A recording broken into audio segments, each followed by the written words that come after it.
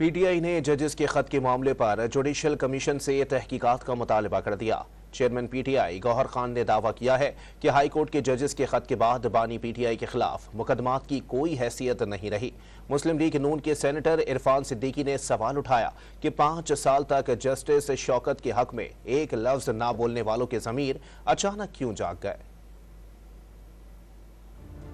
پاکستان تحریک انصاف نے ججز کی جانب سے سپریم جوڈیشل کونسل کو لکھے گئے خط پر جوڈیشل کمیشن کے ذریعے انکوائری کا مطالبہ کر دیا۔ Chairman P T I barrister Gohar نے دعویٰ کیا کہ خط کے بعد بانی پی ٹی آئی کے خلاف مقدمات کی کوئی حیثیت نہیں رہی اور انہیں فوری رہا کیا جائے۔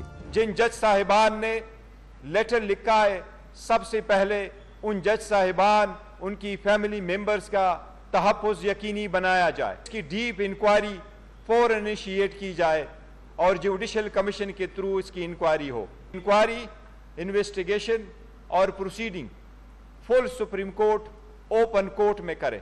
ججز کے لیٹر کے بعد خان صاحب کے جتنے ٹرائل ہوئے ہیں، جتنے کیسز ہوئے ہیں، ان میں ڈیو پروسیس اس روشن کی طرح وائلیٹ ہوا ہے۔ ہم مطالبہ کرتے ہیں کہ جس بھی فورم میں ہیں، عدلیہ اور اسلام آباد ہائی کورٹ فوراً ان کو نل انوائٹ ڈکلیئر کرے اور خان صاحب کی فوراً رہائی ہو۔ Secretary general P T I Umar Ayub نے ججز کے خط کو پاکستان کے انتظامی امور پر چارج شیٹ قرار دے دیا۔ یہ در حقیقت پاکستان کے انتظامی امور کے اوپر ایک چارج شیٹ اور انڈائٹمنٹ ہے۔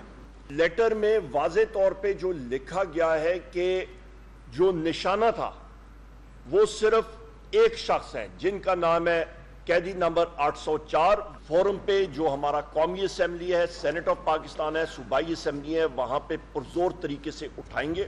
خط پر نون لیگ کی جانب سے رد عمل دیتے ہوئے سینیٹر عرفان صدیقی نے کہا کہ جوڈیشل کونسل ججوں کا محاسبہ کرتی ہے، یہ ایجنسیوں کے محاسبے کا فورم نہیں۔ لیگی رہنما سعد رفیق نے دعویٰ کیا کہ وہ اور سلمان رفیق 2018 میں ضمانت کے لیے اسلام آباد ہائی کورٹ میں پیش ہوئے تو بینچ نے ضمانت دینے کے بجائے ان کا تمسخر اڑایا۔ حکم ضمانت نہ دینے کا تھا۔